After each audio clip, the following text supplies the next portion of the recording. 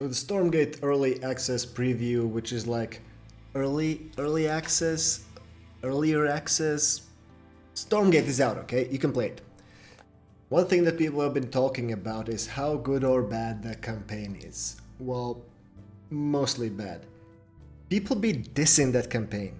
The complaints range from bad graphics, poor animation, bad voice acting, to terrible gameplay, boring design, just everything. Now, I played through it and found it to be like, okay, a bit early access, but nothing terrible considering. Then, talking to some of the angry people, I realized that they are basing their judgment on the first 3 missions, which is basically just a tutorial. Apparently that's all that's going to be available for free and you have to pay for the actual campaign. But note that at the time of recording, you can't even play without buying an even earlier access pack that includes all the currently available missions. What those people did was watch a YouTube video of the first missions that someone posted on Reddit. So yeah, some of the negativity comes from people who literally haven't played it. That said, the 3 different early access packs and immediately having to pay for co-op commanders on top of that is pretty sus.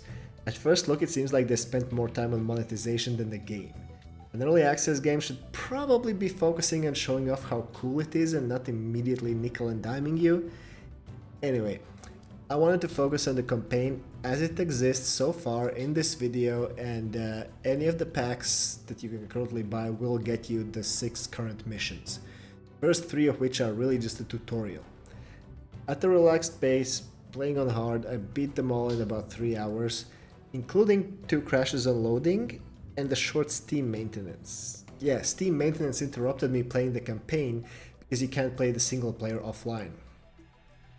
There's supposedly plans to let you do that, but not yet. I'm at a loss as to what purpose being online serves there, unless they are doing some kind of EA DRM bullshit, but whatever, I guess. Not being able to pause or save outside of checkpoints is a bigger problem here. Granted, the hard difficulty is so easy that I only needed to load a checkpoint once when fumbling a hero that wasn't allowed to die, but if they ever get around to making actually hard missions, being able to save whenever in an RTS is pretty indispensable in my opinion. Bonus points for that one time when I had to load a checkpoint and the game started playing before it was properly loaded and I could see anything. Like I was still looking at a loading screen while my hero was doing their best to die again. Go ahead, son. Is he not going to die heroically? Oh, oh, that's a defeat, because this uncontrollable character died. That is always a really nice moment. They did give me a checkpoint right before that, so it shouldn't be too much of an issue. Also, why is it loading so slow for this mission? Like, there's not that much stuff to load, really. Graphics are nothing to write home about. Oh, I've been ready. Major says not to let anyone through. Looks like you could use a hand. Following. And all that time, after I had loaded in, I was already fighting, and I'm almost dead now. That was all happening on the behind the black screen. Wow. But okay, early access. Now the missions themselves I think were actually quite okay.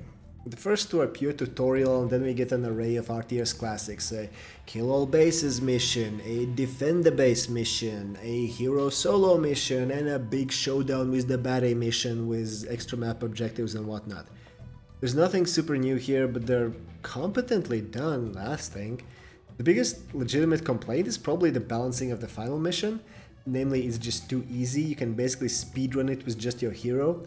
So the gameplay is fine, the mission design is fine, they can tweak the balance, it's early access, it's all chill. But then we remember that the last 3 missions are DLC that you'll have to pay $10 for if you didn't already pay on Kickstarter or in an early access pack, whatever. And then they look a bit threadbare. Like, this isn't Nova Covert Ops tier content. These are merely competent missions. There's nothing special about them. So the return on investment is a bit... And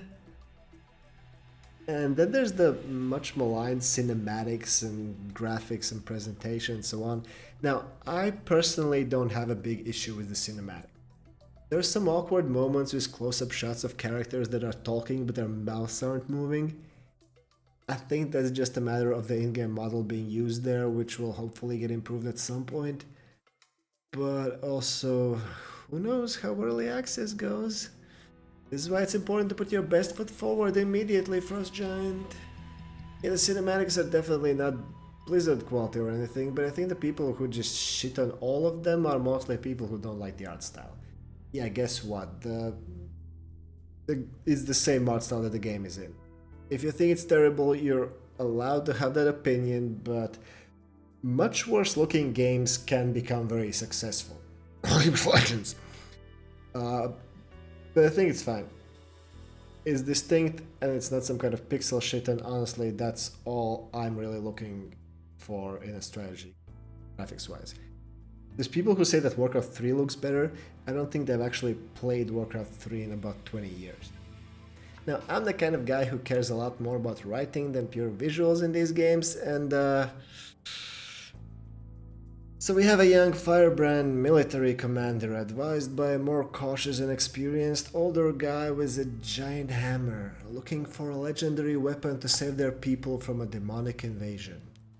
Along the way, they quarrel with the hammer guy and ultimately ignore his warnings, doing what they believe is necessary to save their people. They find the legendary weapon, kill the demon leader, but the weapon consumes their humanity. Sorry, did I forget a spoiler warning? Yeah, well, Warcraft 3 is more than 20 years old. It's kind of on you at this point. The cliche isn't even the worst part. Warcraft 3 didn't invent the cursed weapon variety of a do ends justify the means storyline. But Warcraft 3 did it very well. Stormgate does not. It is rushed, not fleshed out at all, and they didn't even put a real dilemma in. Amara's calling of the Stratholme moment is deciding whether to rescue a friend or throw herself at the big bad who has captured that same friend. Like, how else was I supposed to rescue him? The game, via the not Uther hammer dude, pretends that this is some kind of choice and Amara is like choosing vengeance over prudence or something. But it just doesn't work. So, in conclusion, first look at Stormgate campaign is not as terrible as some would have you believe, but also nothing to write home about. It is just early access, but I'm really getting the feeling that the devs are trying to build the next esport, and everything else is just tacked on to finance it. So my hopes for a new epic RTS campaign are somewhat diminished. Immortal Gates of Pyre are promising some kind of single player campaign. Think?